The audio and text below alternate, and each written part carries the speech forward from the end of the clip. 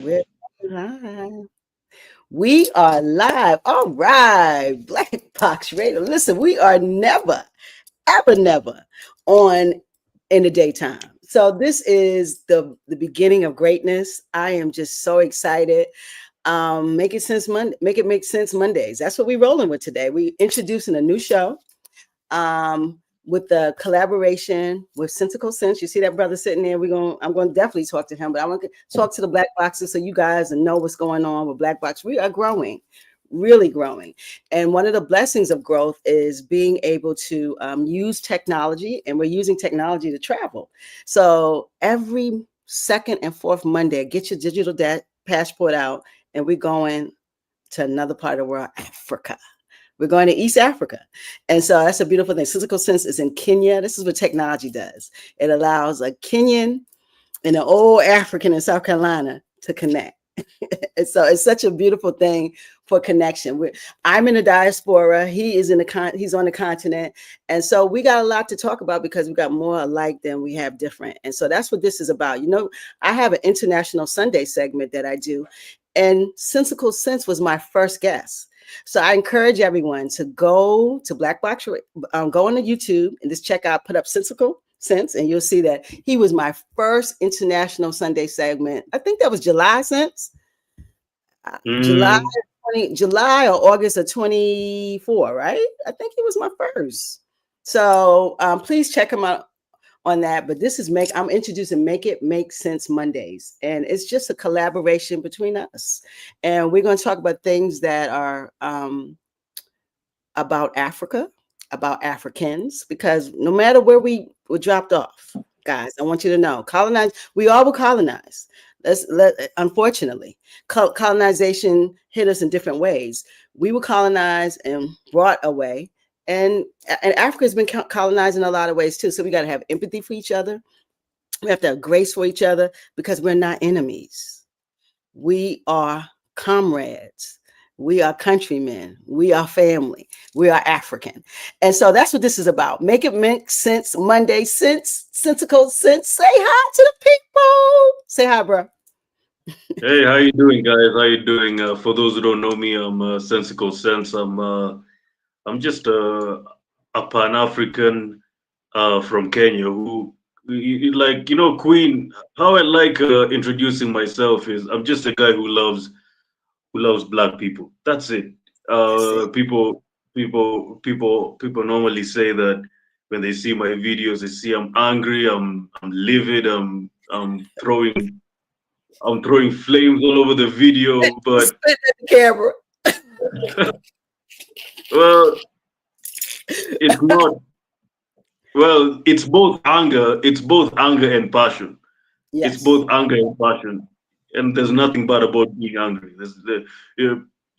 If so long as your anger is reasonable and your anger comes from the right place, anger is good. Ain't nothing wrong with ash. I call it anshin. That's anger and passion, baby. You gotta get some of that time. Nothing wrong with action. You gotta get some of this action. You want some? Go get some.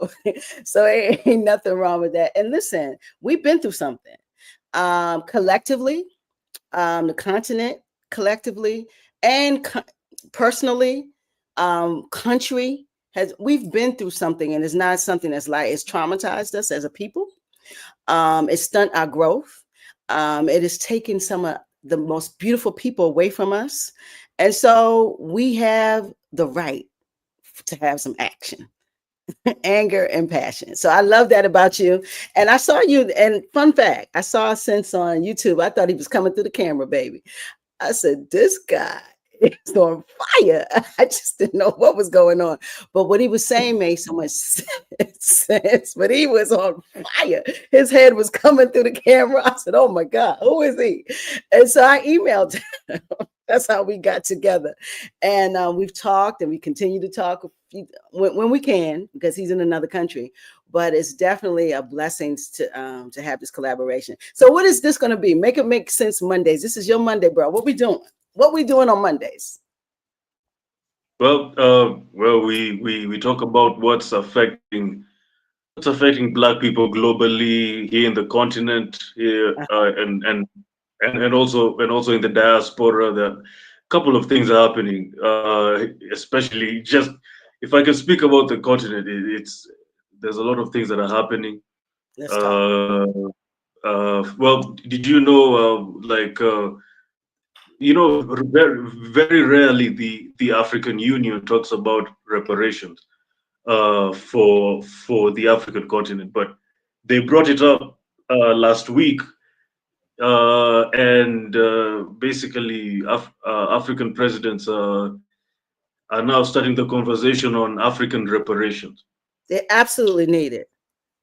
Yeah, Absolutely, I agree with that. And I heard Torre was talking about to the union and saying how they got to address Congo and the Sudan, but reparations, just like the American African needs it, Africa more than anything, and it's still being ravaged and damaged by these folks. Good talk. yeah. I like that. So why do you think they're talking about that now after all of these years? I've never really heard a union speak about reparations. So what do you think? What's up?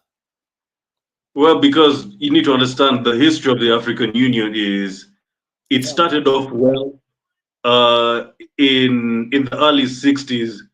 The idea of the African Union. So back in the day, used to be called OAU, Organization of African Union.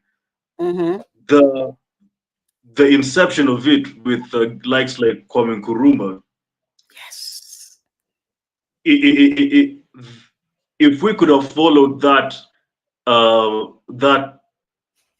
let me say that structure or that vision of Kwame Nkrumah of how Yeah, African wasn't it Union supposed to should be like be. a separation or something? A few countries wanted to separate. Am I correct on that? Okay. Sorry. Exactly. So, Okay. let me explain it. So back in 1963, there were Okay. presidents like Gamal Abdel Nasser for Egypt, Kwame Nkrumah, Yep. and some other presidents were split on one side, and Yep. and the presidents were split on the other side. Yep. So the Kwame Nkrumah club were of the idea that we need to unite Africa right now, Yes. like right now. This is the Now. best time when we are fresh off of colonization. This is the Yep. best time for us to join our economies, to join our politics, to join our social life, so that we become one.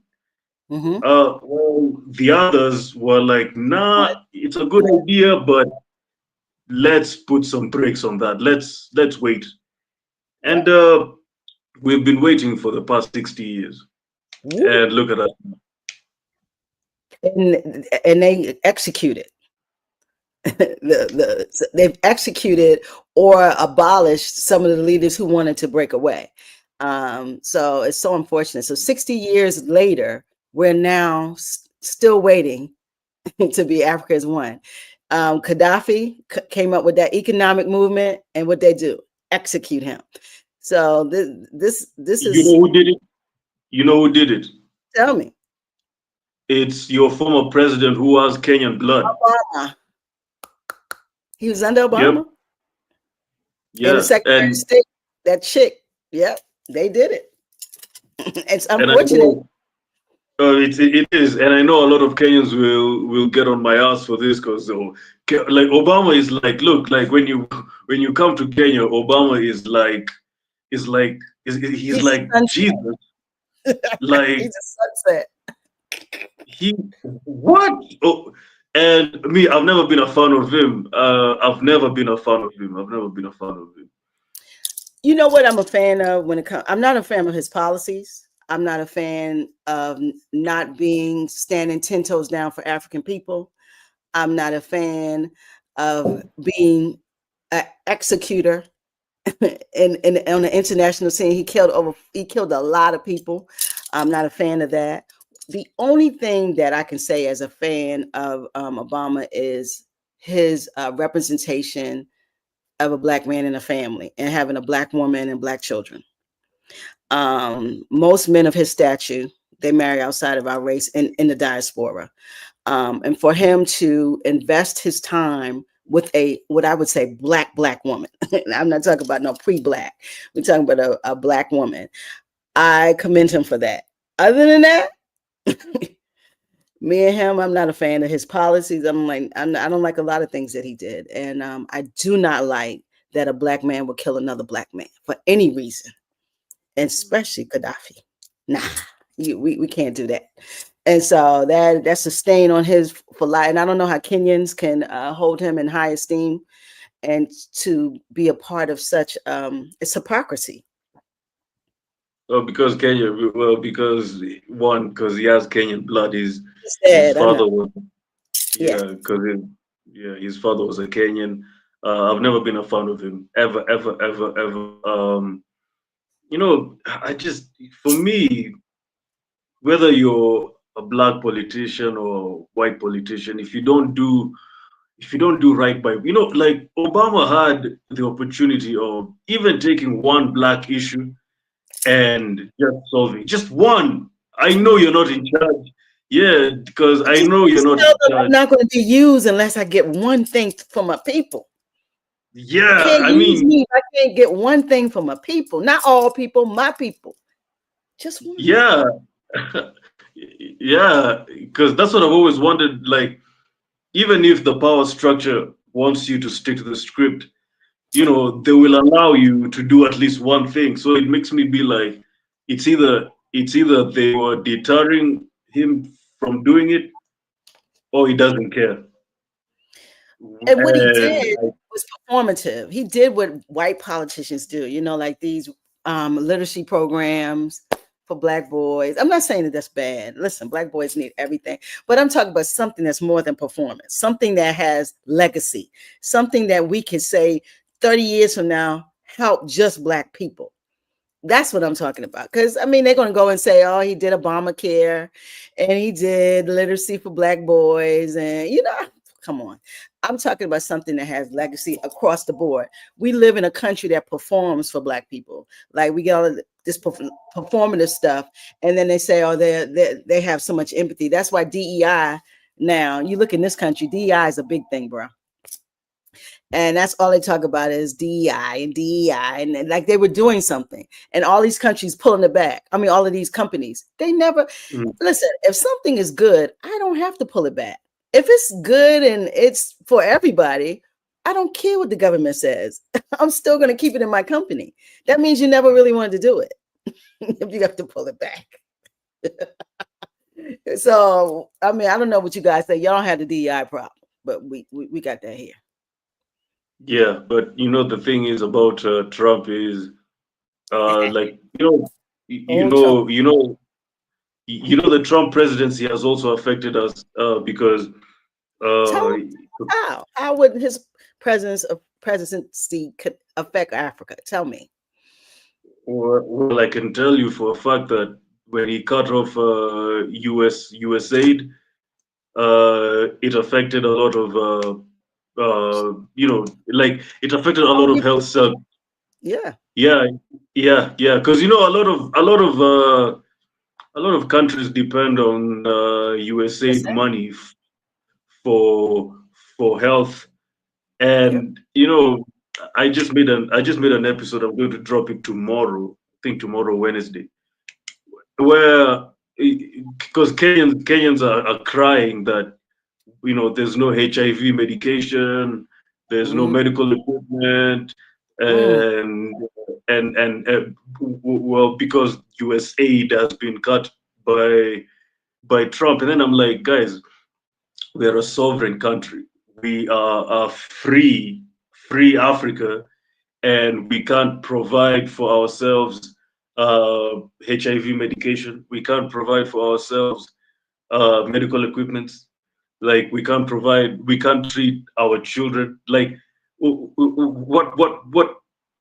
what do you mean Trump has withdrawn your money? It's not your money. It's America's money. This isn't our money. This is our time for us to provide for ourselves. This is the time for us to provide for ourselves. That's what Pan-Africanism is all about. Pan-Africanism is about Africans uniting and providing for themselves.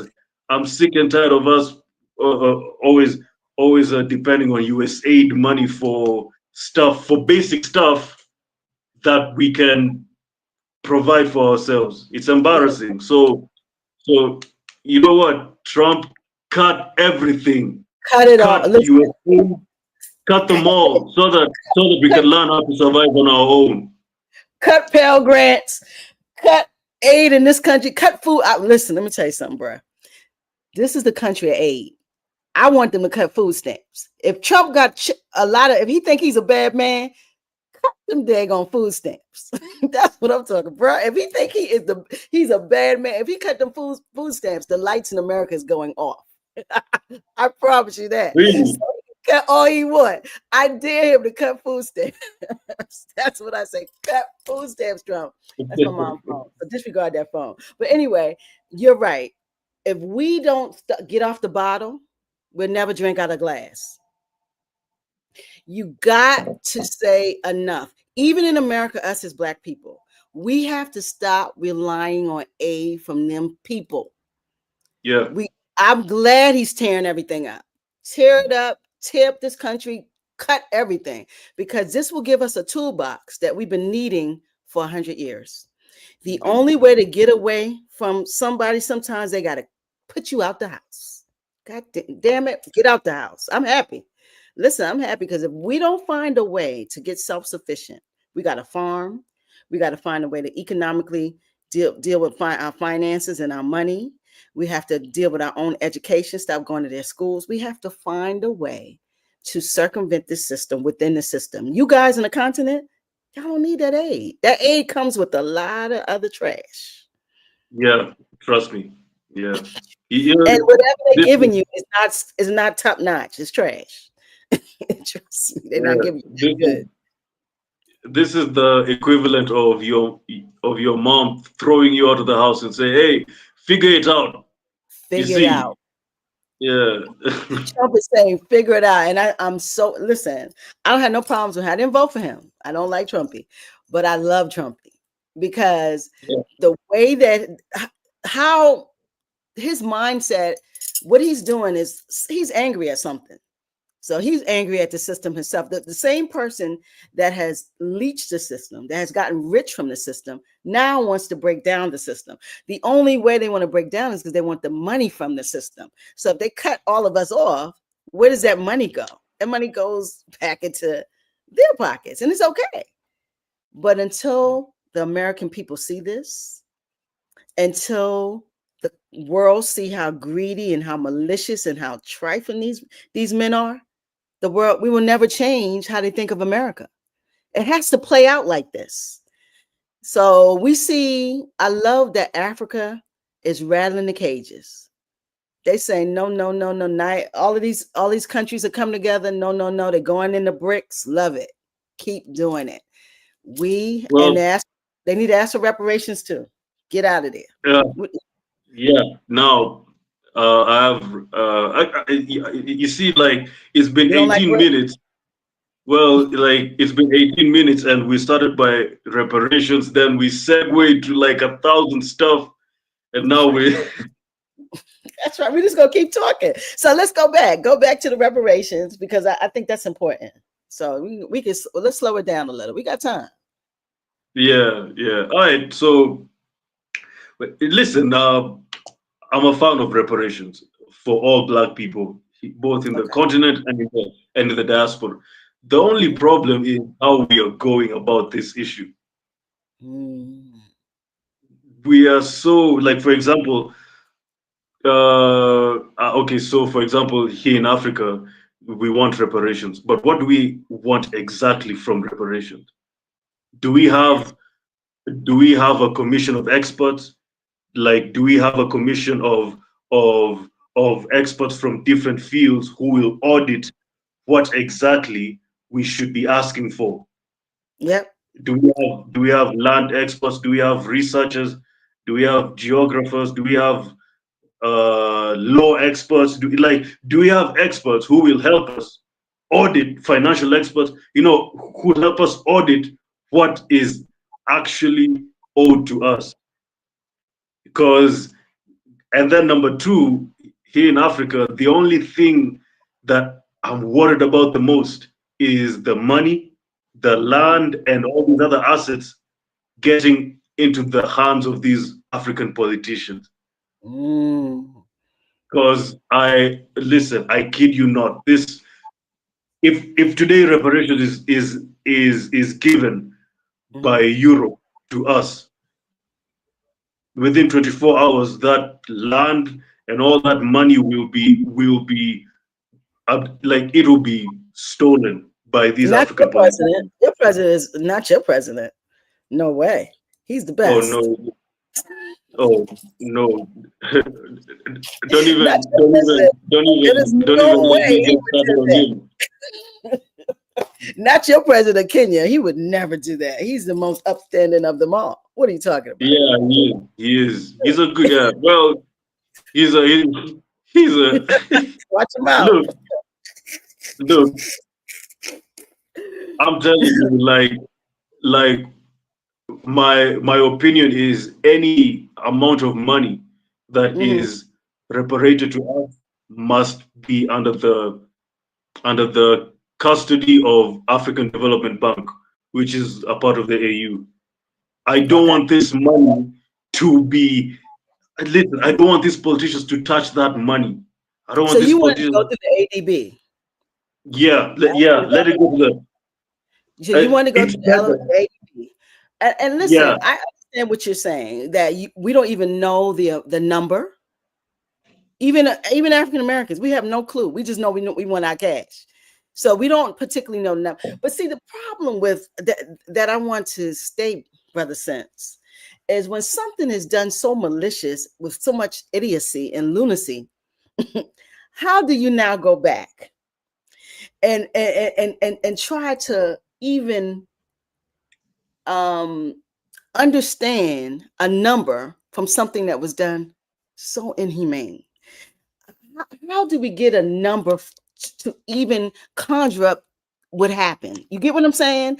And I know we're in a different time now. You know, we're in a time of statistics and technology and numbers and economists and developers. So we have years ago when this happened, none of that was where it is today. Of course, not to say that we shouldn't use it. I'm saying yes, it should be used. We should know the number, or at least have a number that's viable for real development and a scaling, not just development on a very pragmatic sense, on a scaling sense. I think that's important. But I think also we want to go with folks who we want to sit down with folks who don't care for us as humans, and then mm, now ask them, this is what you're going to give me, and negotiate. Well, it's no negotiation.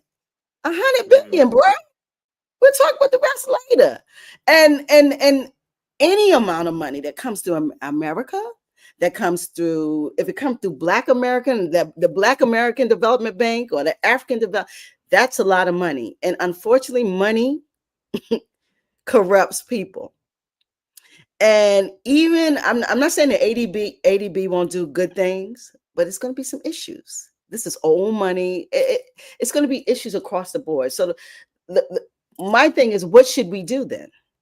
Because if we go through all of these things just to get the money, to negotiate with people who wronged us, then what do we do?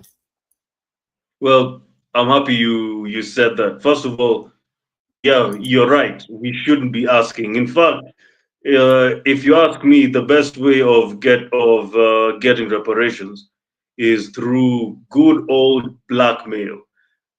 You see, the like the chips are on our side. Like we have the power. We We have do. the power. And and Absolutely. and and, and if we just say, hey, Tesla, Apple, Google, all these no more culture and no more gold, no more Get out. no more diamonds, No no more more cobalt. like The no Congo more will no change. nothing. None. No, nothing. No more cell phones for you, bro. You're not getting nothing. But again, these are malicious killers. And are we ready to die? Because they're going to come. And they're going to come to kill. They're going to come. Listen, Troy has had 22 coups. 22 coups. Has he been in 5 years? Has he been in 3 years? 22 in Burkina Faso already. This man, he sleeps with one eye open, literally, because he's making change. And listen, the guy who did it before him, what happened? The guy that was a revolutionary in that era, they executed him. Am I clear? Thomas Sankara. So we have to understand: are we really, really ready to die? Because we're dealing with killers. Literally, we act like we're dealing with people. They've killed. They're killing now. They're going to continue to kill. They don't know who created the projectile. Europe. We had guns, but they created a projectile. It's in their mindsets to kill. Do you get what I'm saying? So what are we ready to die? Revolution takes death, unfortunately. Are we ready to go? That's the question. Well, are you? Because Hey, for me, listen, I have to die for the next generation, and I got to go. Sweep me up. same. You see, if you're an activist, or if you just love black people and you're willing to defend your race and to defend Africa, like you have to be like even what we are doing. This is risky. Like like you never know. You know what? You never know who's on this live. You never know who's, especially me. You know, Kenya people are being abducted. So like You think you, they you don't don't. dump? Wait. You think they don't dump in the USA? You just don't know about it. These are killers. They're the main killers. So I mean, this is risky, but we're talking. We're not talking against Kenyan government, nor are we talking against the U.S. government. We're telling the truth, and the truth hurts sometimes, and it is risky. But it has to be talked. The diaspora has to speak. The continent has to speak, and that's what we're here to do. So we're not going to be scared. We're going to do what we got to do. Yeah, yeah. So But yeah. So back to my point, like we need to do that good old blackmail. We I need to love it. tell them, hey, you guys need us. And in order for you to get, in order for you to start knowing that we take reparations seriously, Mm-hmm. then we are going to make sure that we blackmail you so that you can give us what we deserve. And you know what? And I'm not really sure if it's even blackmail because anything black is beautiful. So it's not even blackmail. It is, listen, we're not begging you, bro. This is international. When they go into Europe or they go to Scotland, they don't come with force. They come and sit at the table. So you got to sit at the table with humans. And you have to say, listen, we're human, but not only we human, we got the richest country in the world. Wait. Africa is the richest nation in the world. I mean, the continent is deep. It has everything it needs. It doesn't need anybody else. That's number one. Number two, it has the most viable population in the world. in the world. It is the second largest continent. Listen, I can keep going on and on. So we can talk about Africa on and on, but we can't sit when they sit with you. It's not blackmail. You're coming into this country asking and taking. We're no longer going to allow you to do that. Yeah, yeah. That's the only way we can get what we. And then another mistake that we are doing this reparations fight is we are not pan-Africanizing this reparations struggle. See, African Americans are fighting for reparations on their own. African Caribbeans, African in Europe, and then here, of course, in the continent, we are fighting from a divided standpoint for reparations. You got South And America. We're not even talking about South yeah, America. All Africans were and South dropped off. America, South America, yeah, Brazil. I mean, we have a cadre of diasporans that if we would think about it as coming together, but unfortunately, racism is in every country too. So Afro-Brazilians are catching hell. I mean, if you show and you have brown skin, you're catching hell all over the world, unfortunately. But it's still a way because it's more of us than them. And we got to find a way and it's not to hurt anybody. We need an even playing field. How do you get an even playing field? You have to leverage your resource.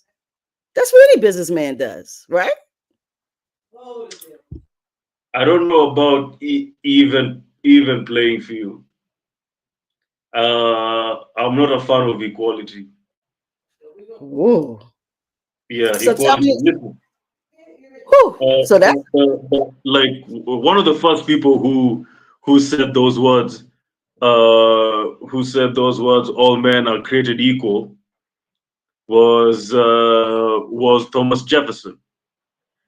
And you look at Thomas Jefferson when he said all men are created equal. After writing those words, he went ahead back to his home and continued to whip on his slaves and to basically continue raping Sally Hemings. Oh, I'm glad you want to say that. So That's exactly what he did. so Exactly.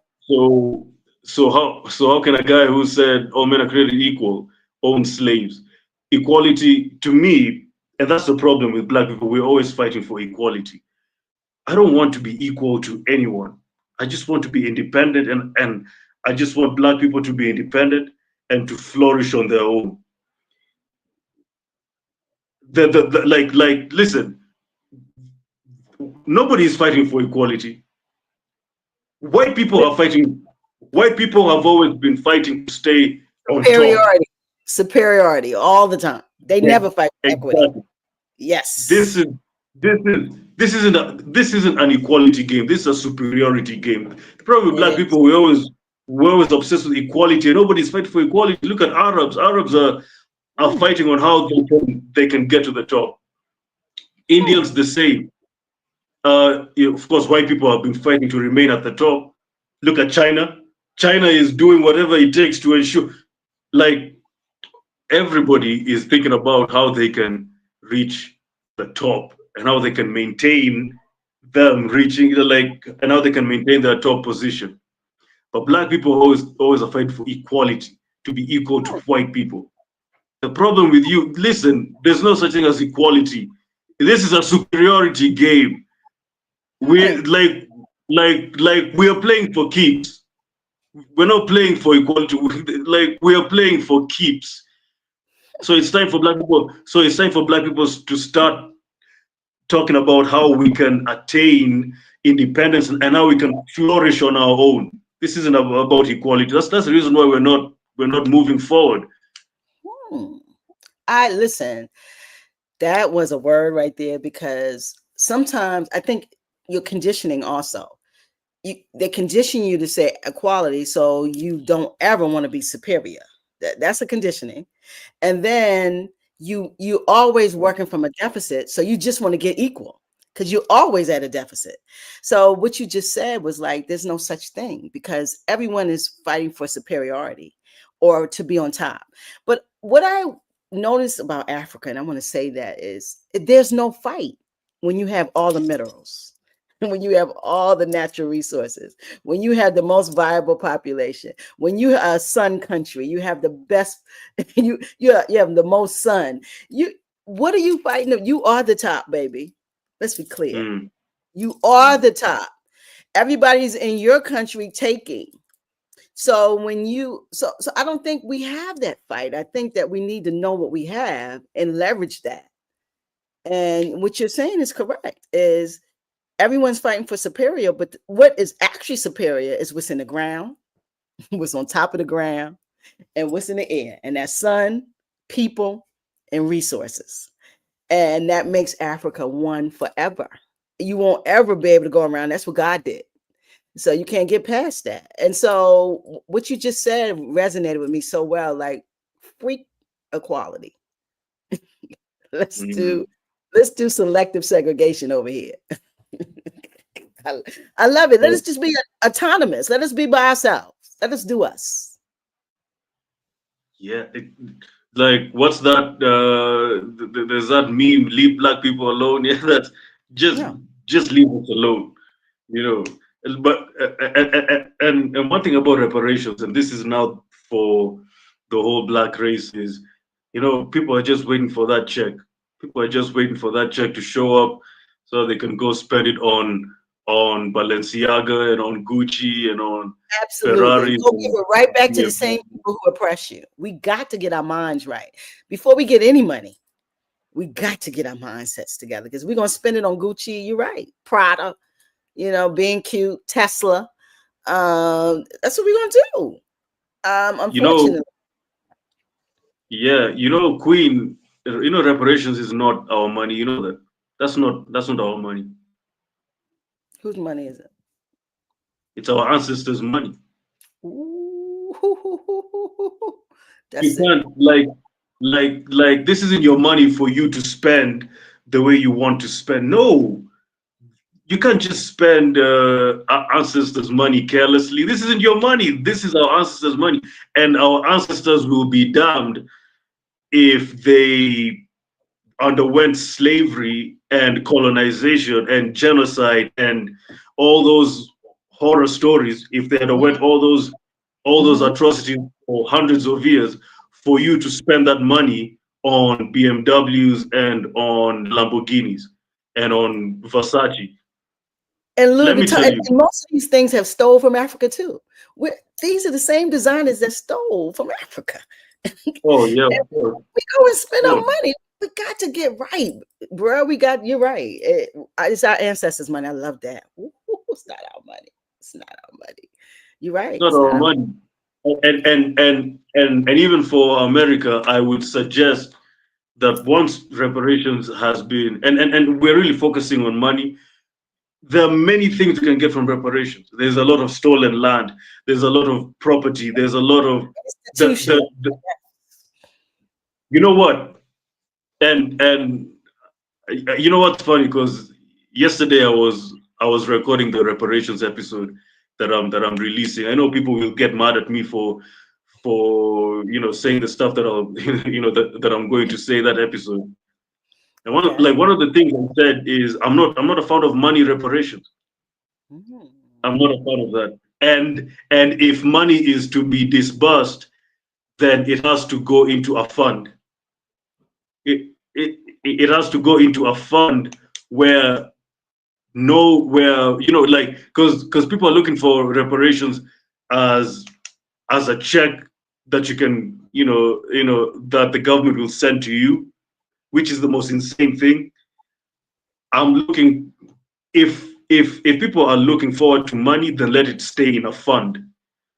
And in Mm. this fund again, there we organize a couple of black experts from all various fields, from all various relevant fields, who will come up with a plan on how this money will progress black people and will build developmental projects.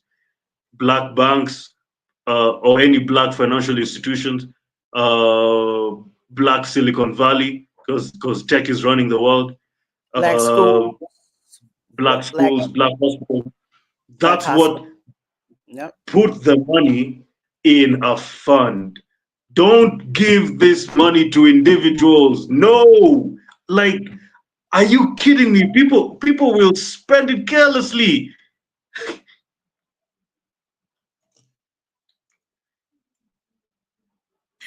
That is real. That is real. But I also understand that for us to get here, bruh, just us being here is so important because mindset matters. And what has happened to us is we don't trust each other.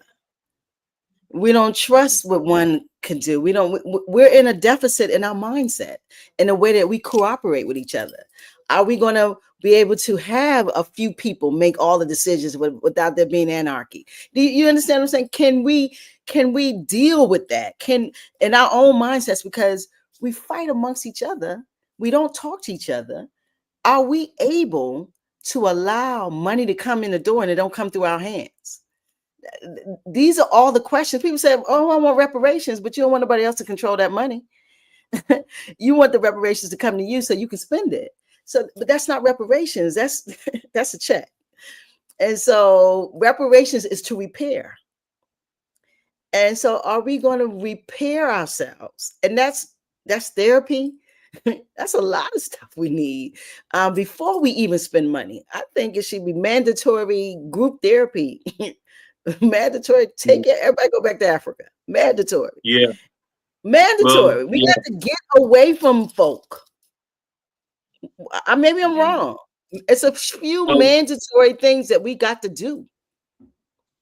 yeah, we need mental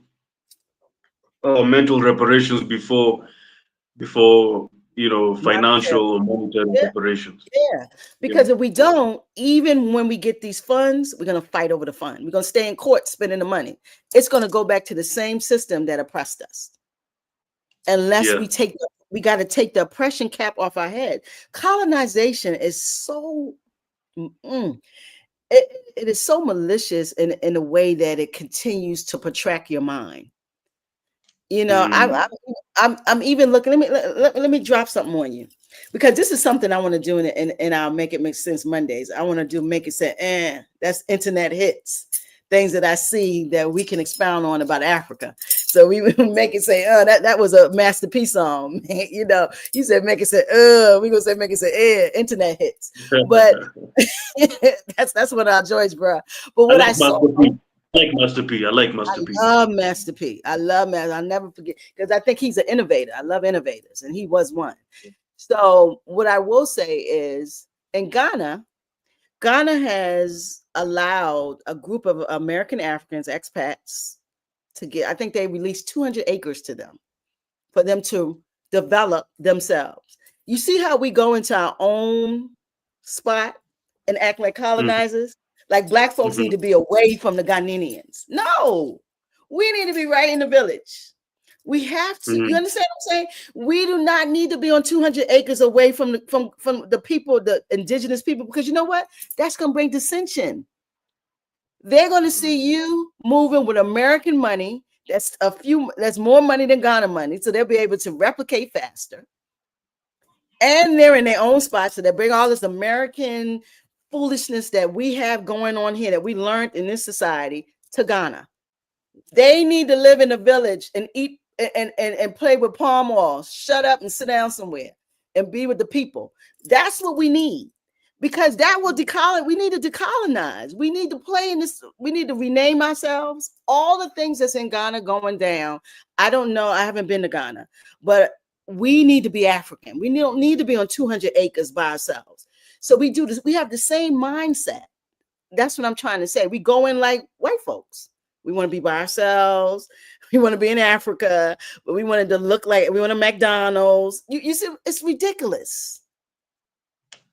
And let me tell you, what's happening in Ghana is both a blessing and a curse. And a curse. A blessing because African Americans are coming back home. I agree. A curse because the way you're coming back home is detrimental to Ghana and Africa. Like, for example, we're coming in like colonizers. Listen, before you come back, or as you're coming back, you need to integrate. Like, you need to integrate with the locals. You can't just, like, you need to interact. You need to know everything. You need to know the tribes. You need to know what tribes. You need to know the culture. At least recognize the culture, the language, the what goes on, traditions. You might do something daily in America that is against the tradition of the country per se. You need to know what's going on in the country, especially a country that looks like you.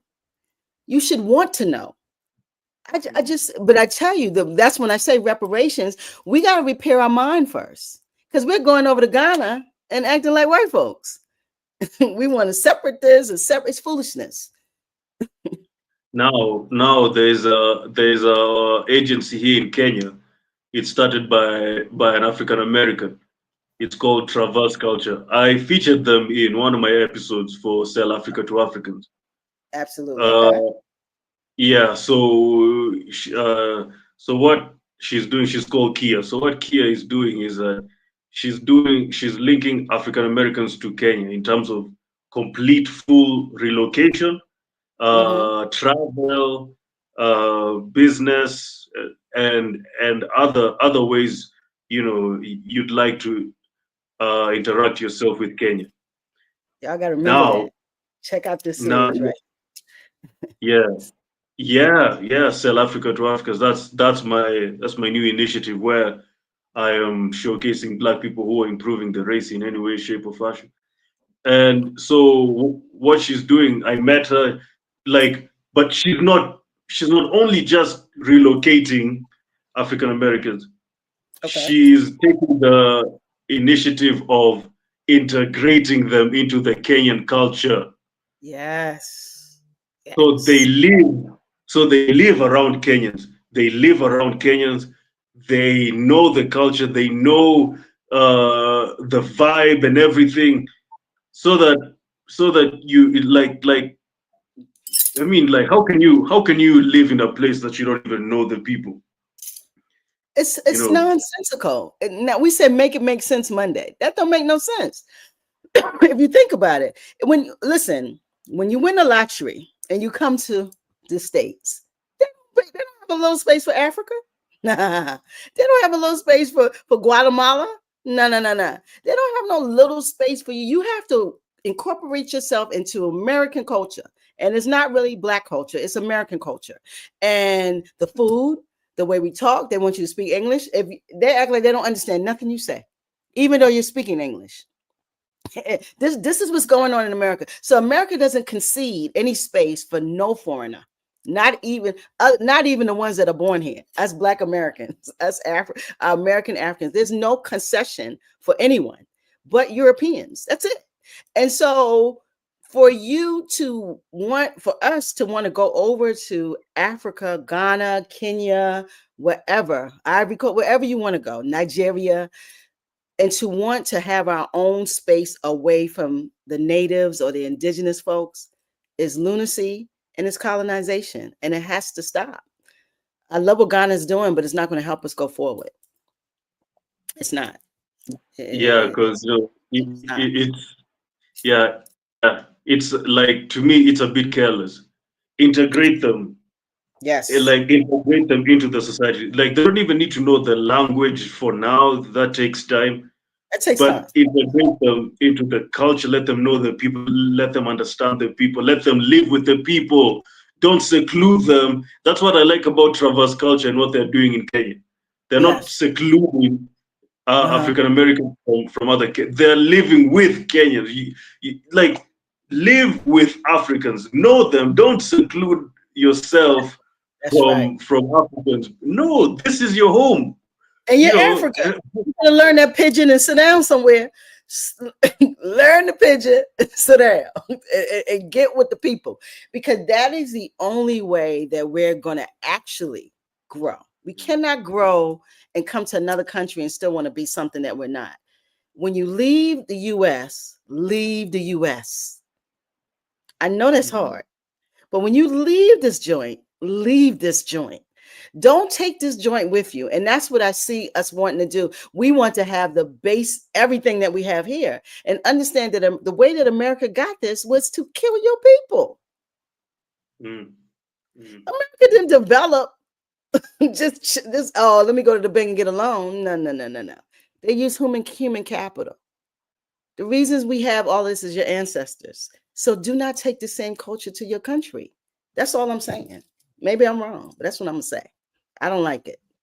yeah, you guys, even though you built America from the ground up, From you know the what I always say about African Americans. I say, America, for African Americans, America is your house, but Africa is your home. There's a ha. difference between a house and a home. You know, when you go sleep in a hotel or Yeah. in a place that's not your home, it Yeah. doesn't, like It don't it's feel just a right. shelter. It's just, yeah, it's just a house. It doesn't have the vibe. It doesn't have the, like, you don't feel as comfortable as you feel when you're in your home. Yes. Yes. Yes. That's true. And I won't even say that America's a house. I think we've been housed, bro. We've been housed, and it's time to go home. And if you cannot go home and you don't see a way home, then you have to support home the way home is. Don't make home America. Home ain't America. Home is home. And so the problem is we need a deculturalization. I'm telling you, we need to be decolonized. It need to be just like the door of no return. When you get off the plane, there need to be a room of decolonization. A real talk in the airport, bro. You walk off the plane, get in the room, take all that off of you. A way to kind of get, for you to know. And America actually does that. You have to go to classes. You have to learn America to get, to be here. I think the same thing should apply. I don't know if it should be classes, but it should be. We are the inventor, the creator of everything. We can create something, a curricula that across the board. And when you come back, this is something that you have to do to get acclimated to where you are. I just think that needs to happen. There are many, and look, and that's one of the few things that we need to do, even in our African schools, and even in schools where it's predominantly Black people in America. We need it's not like we need sort of like a decolonization subject. It should be like chemistry or biology or physics. Like it should be a course. Yes. It should be exactly. It should be a course because it's bad. It's bad. It's bad. And it gets into your bone. It's like blood. It gets into it gets inside of your tissues, and you live it and breathe it. You don't even know you're doing it. It becomes something that you're performing. You don't even know you're performing and being a colonizer, but you are. Your mindset is colonization. It comes from a colonization mindset. The way you move it has to be your way. That's what Europeans do. Wherever they come in, it has to be the way they do it. Like that's the standard, and it's not. And so we cannot go in other places and make European standards African standards. So before we can be repaired with money and institutions, we need to repair our mindsets. I think that should be the first money. Because if we don't get this together, every money that come out is going to go to back to the same system that oppressed us. Yeah, I'm not a supporter of that. And and then one thing is that after, and you know what, they are, white supremacy is so happy that Black people are predominantly asking for money reparations, because at the end of the day, that's what the Federal Reserve is. They print and they money. Can play with money. They can take all the value from the money once they give it to you. They can shake that money up. Huh? Exactly. Like they can. It's games. Yeah, it's games. And that's what I'm saying. We don't know that really the world economy. They can play with the dollar, switch it to the franc, whatever they want to do, because the feds they run all of that. So really, we need institutions. We got to change our mindset. I think if we get the mindset repair. We get the institutions that will change us as a community in Africa. We all got to leave. I don't care. You got to go home. Africa can house all of us 10 times over. It's big enough. Find you a space and set your tail down and deal with it. I think if we all do that and get institutions within the continent, then we got a fighting chance. But we can't fight this way. And not only that, we got to think of military. To be a community around these folks, you got to have some firepower. You got to have some bombs. That's all they understand is death. They don't stop. Nuclear. Death and money. Huh? Nuclear. You got to have nuclear. And they will fight to the end of time to not give Africa that. It's funny how we have almost all the all the material that all the ingredients. Yeah. So what's stopping us from? Why do you need that permission? Because they're going to come and bomb it. They're going to come and find out. But that's what I think. BRICS matters. So they're the only ones who can have it, and we can't have it. No, and that's why I like. This is where they work. America has the largest arsenal, but they want to fight Saddam for trying to get one, or they want to fight the guy in North Korea to get 1 or 2. You got the largest arsenal in the world. That's what arrogance is. You can have and no one else can have. It's just unbelievable to me. But that's the thing. I mean, you have North Korea, and Russia, like they don't care. They're like, we don't care what America is saying. We will have nuclear weapons, and there's nothing you'll do. Yep. And They that's already the have it. That's absolute. the thing. The Africa don't have, so they're gonna need to have relationships with a Russia. That's why I think BRICS matters for Africa in a lot of ways. And you know, and I don't and then one thing, I don't depend on these Russian people because they're Europeans. These Chinese folks, same thing. I don't depend on any of them, but I don't see a way out of the colonization that they're bringing forth is less than what these European white folks are bringing forth. So maybe you have to kind of play your position until you can get to a position of power. I don't know. But the I'm not a problem with that is I'm the not a problem politician. with that is you, like, you never trust Putin, and you definitely can never trust Xi Jinping from China. You If cannot you feel trust him. you're a fool, you're a fool. You You can't trust you like, why do we need to always, like, do we have engineers? Do we have specialists who can build nuclear weapons here in Africa, or them. even in the whole black race? It gives heat. And once they see the heat and the technology that sees the heat, they can come right in and take a drone and blow it all up. You'll be fighting them 24/7. That's the thing, is to develop, it has to have, they're going to know. You can't develop without some type of heat. That's it. And so once the heat infrares, they'll be able to see. And so they're going to come in with their own issues. You see what I'm saying? So that's the problem, is how do you gauge that? Like they blew Saddam out, they blew him out of the ground. Hey, just do it. That's what I always say. Let's just, like, we have to start somewhere. Somebody We got to die. can We got to do it. You got to do we it. We're yeah, gonna die like we anyway. can We're dying anyway. we need to start somewhere. But uh, Yeah. just start. You're tired of waking up in the morning because you hate your job. Hey, but the job is going to pay your bills. Just wake your ass up. That's it. You know what I'm saying? Like we You just need to can't do talk it. yourself out of revolution. You got to go and revolve, and then you adjust during the revolution.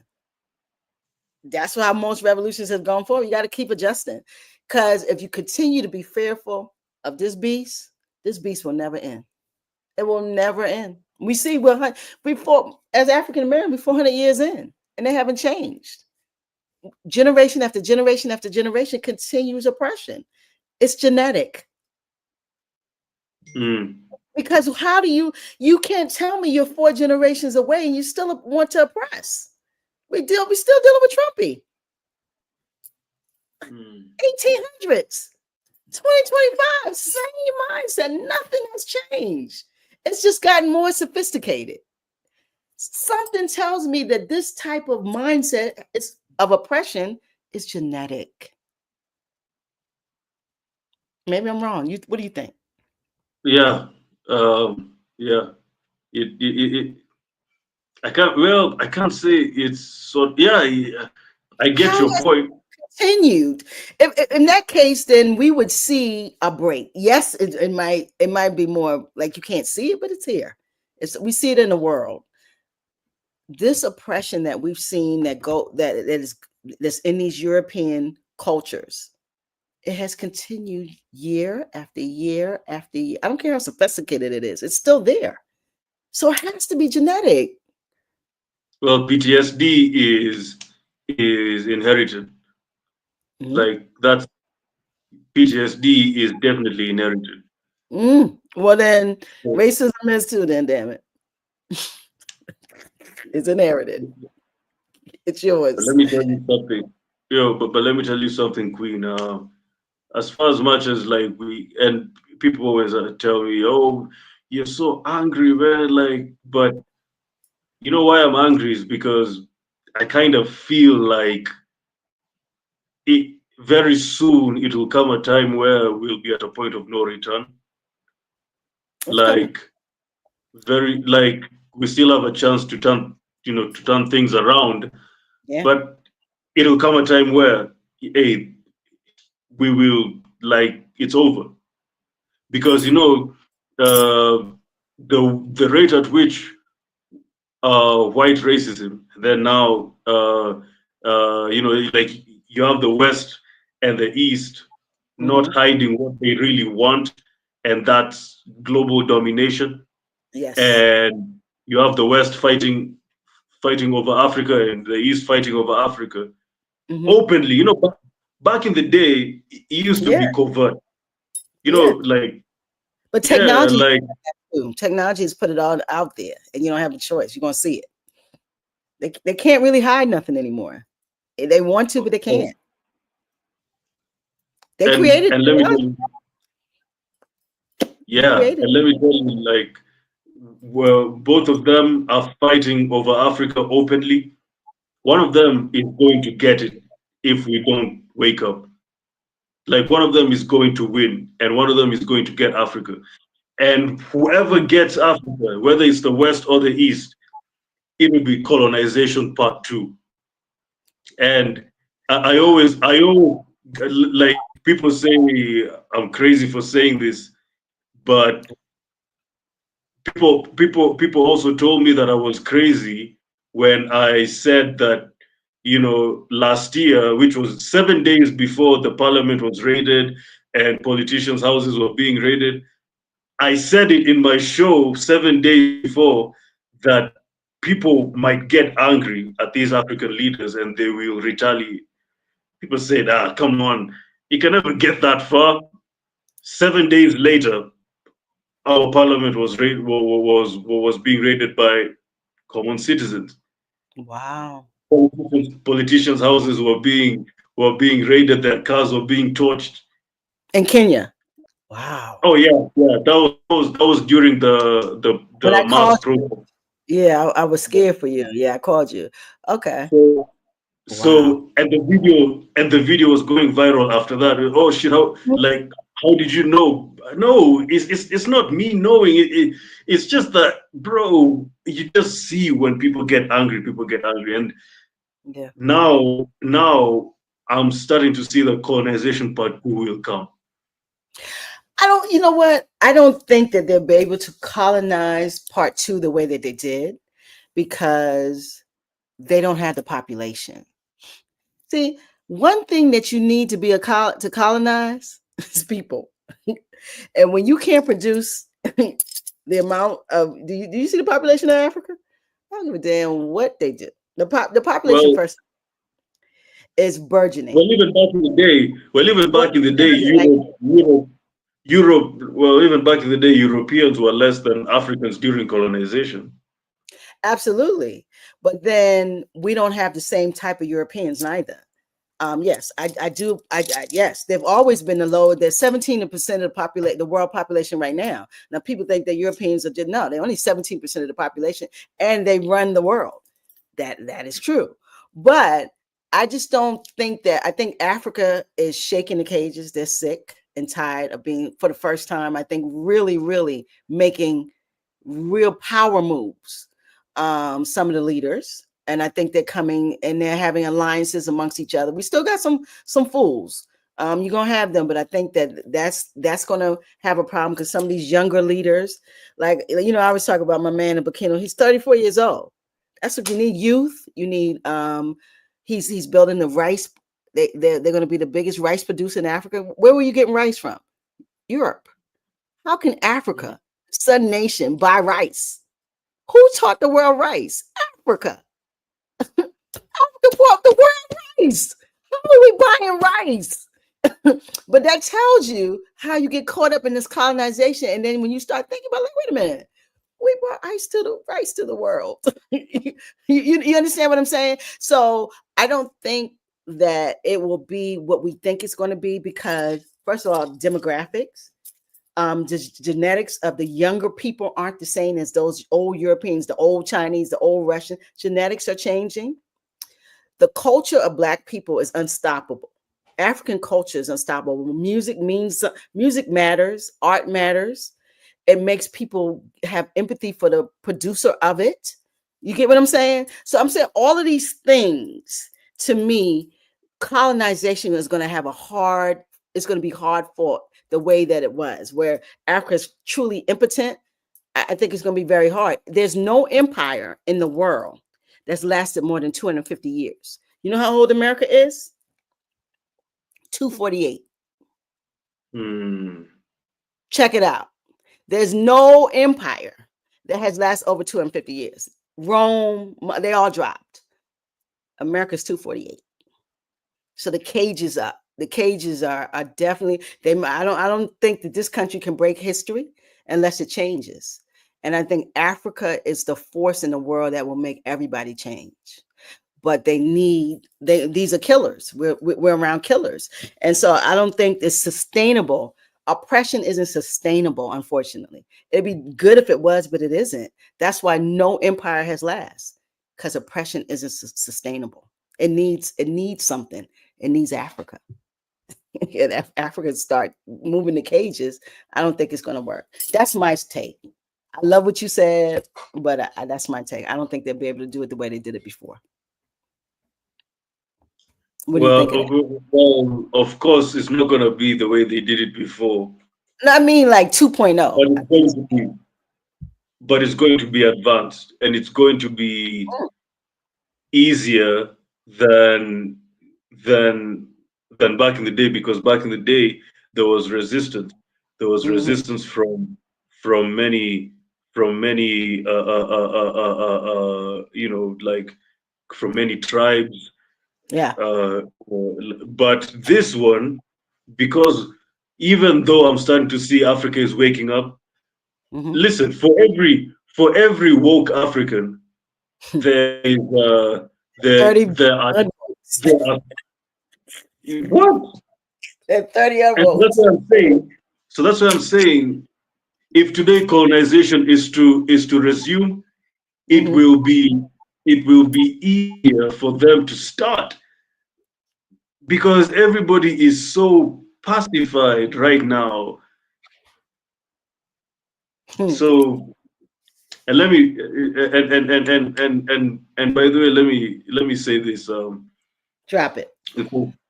By the way, it's been 1 hour and 7 minutes. Yeah, we almost off here. Stop counting the time, bro. Come on. Wait, let me stop for 1 minute. Let me stop for 1 minute. Today is my mother's birthday. My mother's 85 years old today. This is how important you are to me. And what we're doing is I stopped my mother's 85-year-old birthday to be with you and do this. And I think it's so important, because if we don't have these conversations, it's going to be a problem. My mom turned 85 today. So I'm taking this time out, and I'm so glad that you're here. And I just want to say that it's my mom's 80. So everybody tell my mom happy birthday.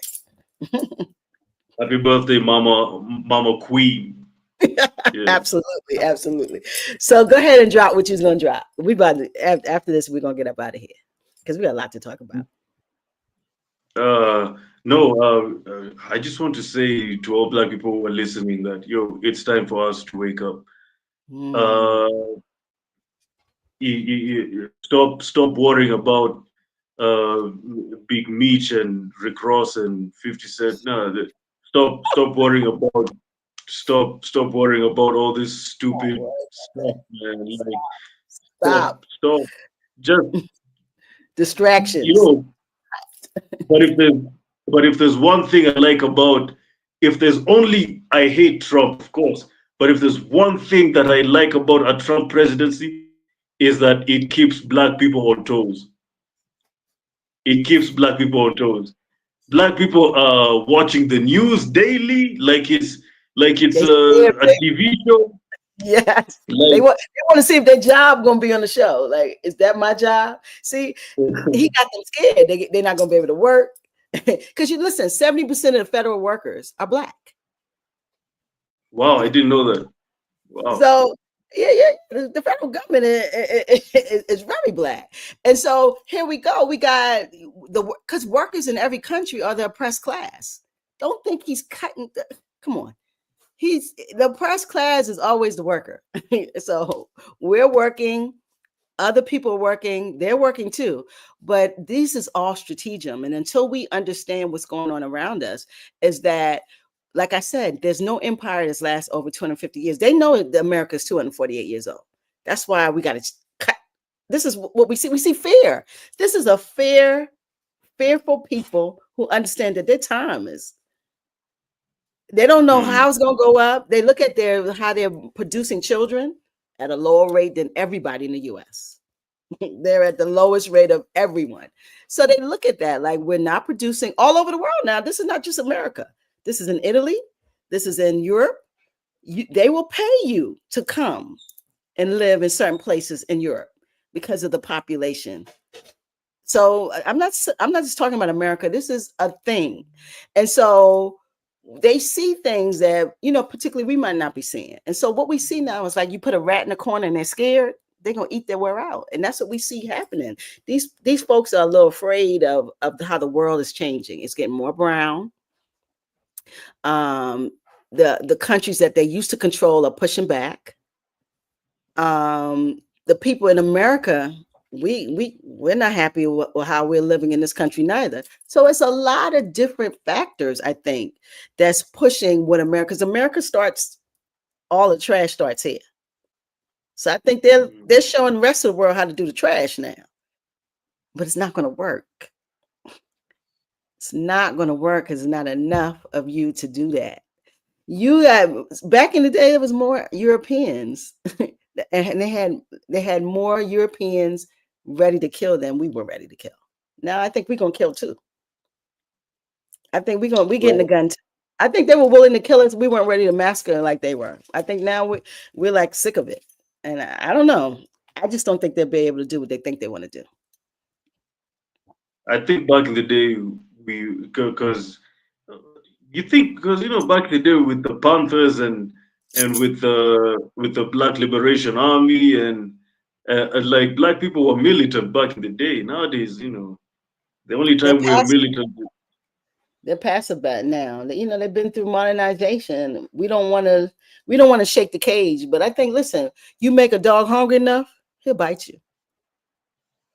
Cut the food stamps, Trumpy.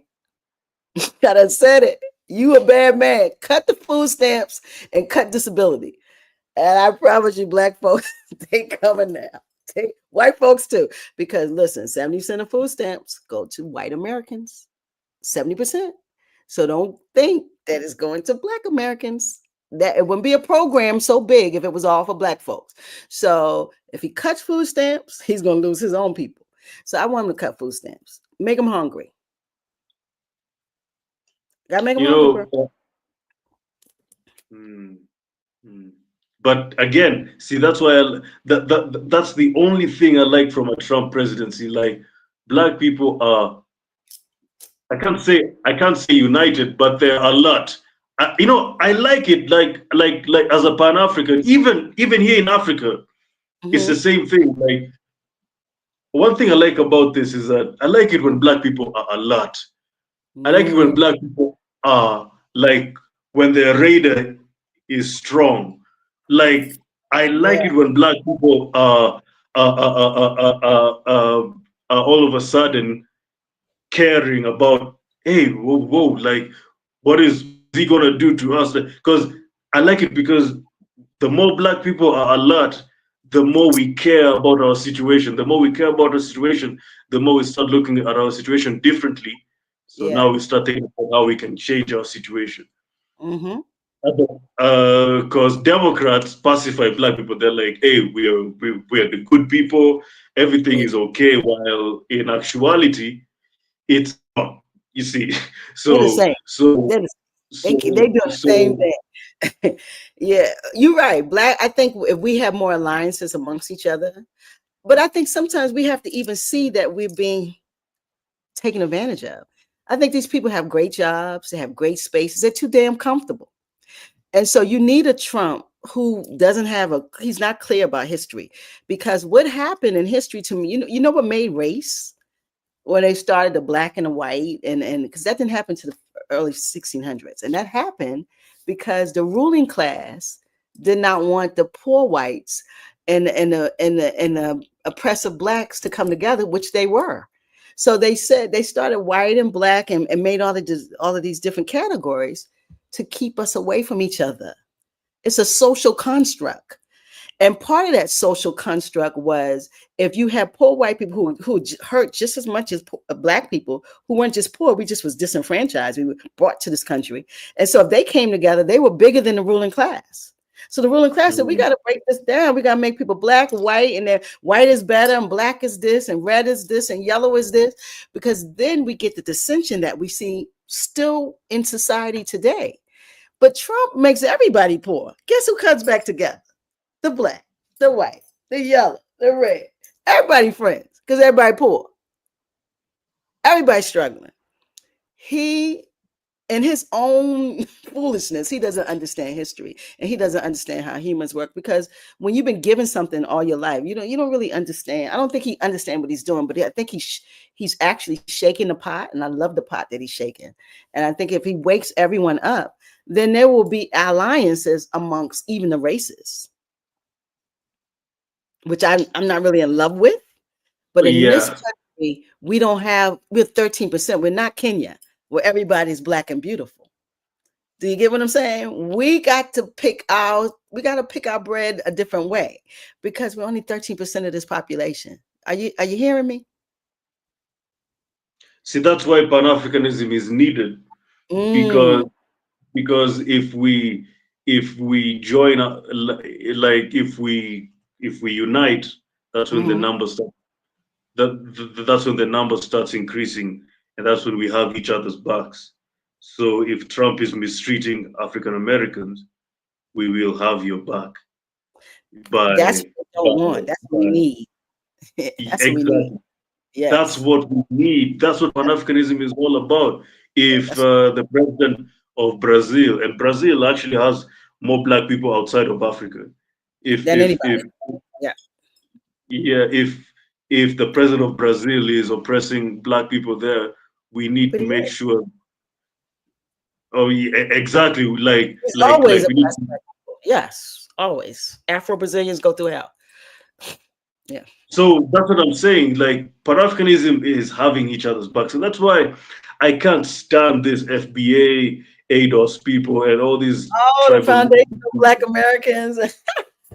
You like that? I can't stand them, because what's the harm of us uniting as a global African race? Like, what's the harm? Sometimes I wonder, like, what's colonization? They do not want to. They don't understand it. They don't want to connect to Africa. It's so sad.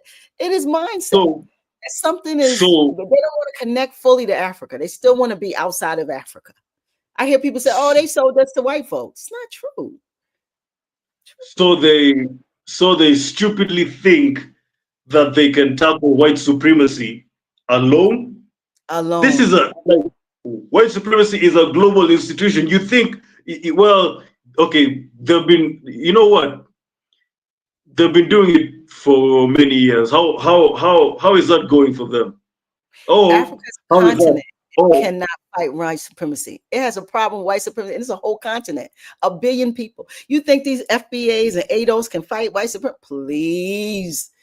It's foolishness. It's just the same thing that your colonizer does. They separate you by certain things, but that same separation keeps you from what? Growing and uniting. And that's exactly what the FBA and the ADOS and this one, we got the 5%ers and we got this one. We got to stop it. We're just Africans. That's it. That's it.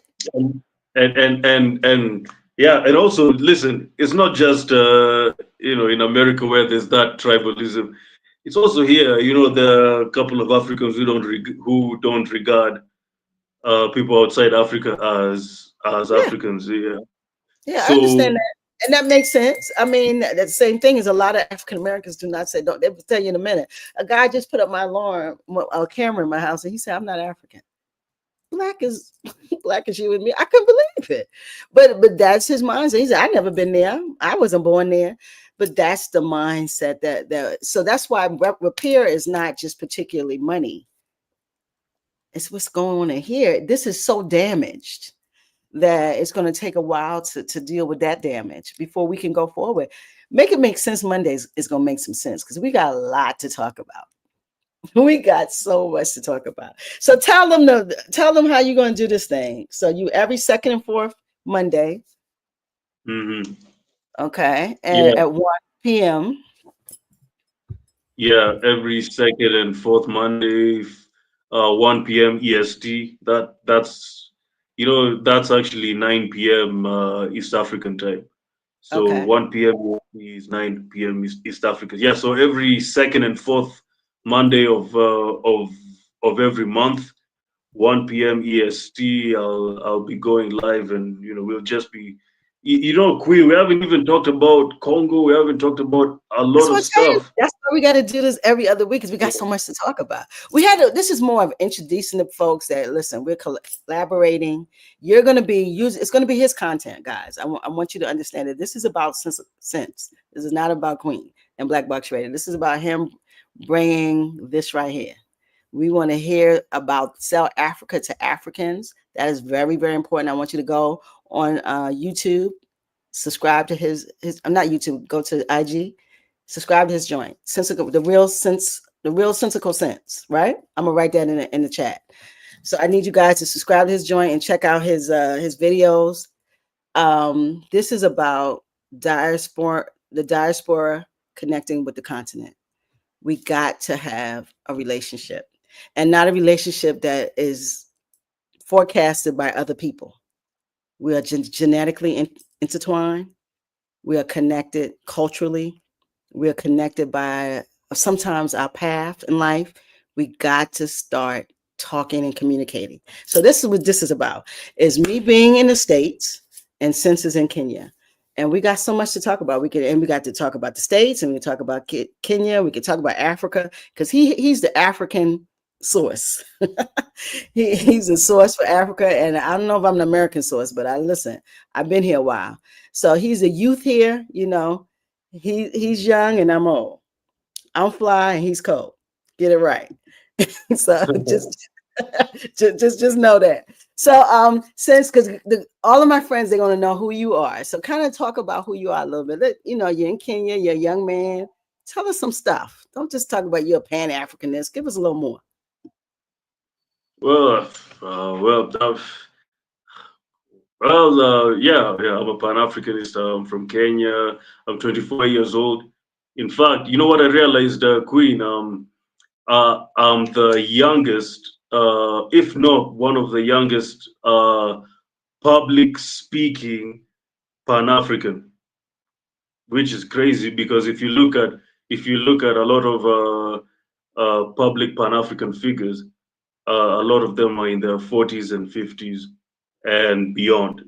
I'm just 24, so it's interesting. So yeah, there's nothing much about me. I'm just a Pan-Africanist, 24-year-old from Kenya who loves African people.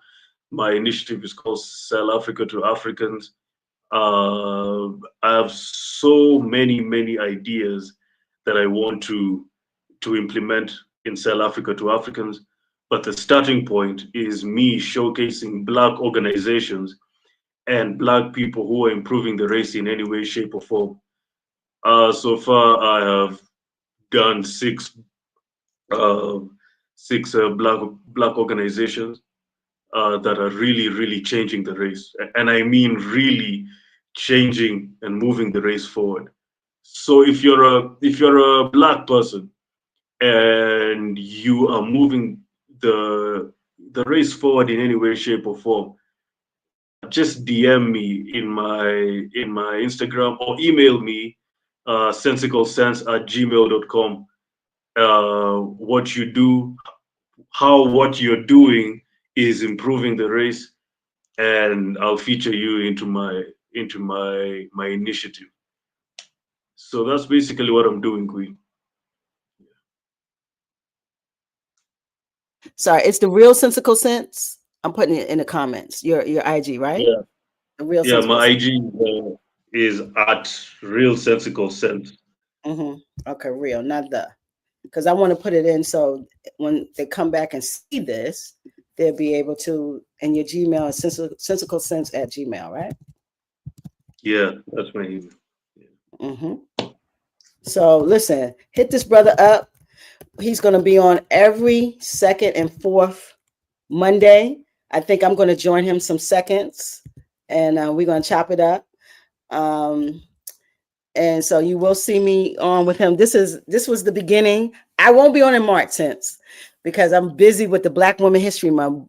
Listen, guys, I need you guys to like, share, subscribe. Listen, like, share, subscribe this joint. But also, we starting next month in March. You know, the states always got a certain month for something. They got to put it. So March is Women History Month, but we do Black Women History Month. So we're going to have about 6 to 8 Black women that we're going to platform. So I'm going to be on a lot. And Sense is going to be on, and we have two other shows, Fighting for Freedom, and Fighting for Freedom, and the Dressed Up Dope Fiend, the Doof Show. So they are every second. They're the third week of the month. So check out our lineup. Go on YouTube. You can go on our website, BlaKBoxxRadio@gmail.com. Our YouTube is BlaKBoxxRadio. Check out what we're doing. We're changing the game for Black folks, because we're bringing information. And we want you to digest it however you do, but we want to have the information. So this is about informing and talking and communicating. And that's what we do 6 to 9 times a month. Like, share, subscribe this joint, but also come on here every second and fourth Monday, because this brother he's gonna drop it. He's 24 and he's ready. He's ready, young. He's young. A young Pan-Africanist from Kenya. Since you know I love you. I appreciate you. Love you, Queen. Thank you. Thank you. I definitely appreciate you doing this and coming on BlaKBoxxRadio. But more than anything, for you to be this young. When I was your age, I was an idiot, bro. Real talk. I was just out of college. I was a mess. So for you to love Black people at this part of your life, I'm like, salute. At 24 years old, whoa, that's the next level. So I'm so honored to be in space with you. I appreciate you doing this for BlaKBoxxRadio. Real talk. Thank you. And I'm happy that you've given me this platform to, go live and speak to people all over the world. Thank you. I love it.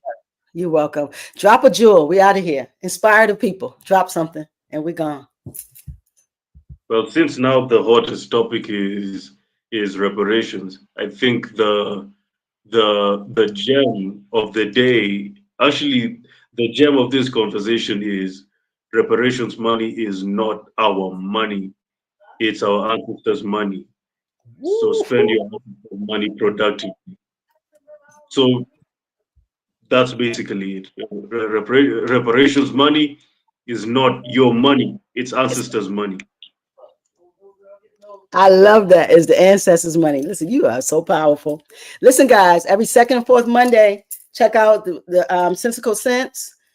He will be on at 1 p.m. Eastern time and 9 p.m. East African time. Check us out. We're coming from the diaspora to the continent, and we joining hands and bringing the heat. So we'll see you guys in 2 weeks. Deuces. Let's go. We out of here. I like it. You always got to be Pan-African. I love you.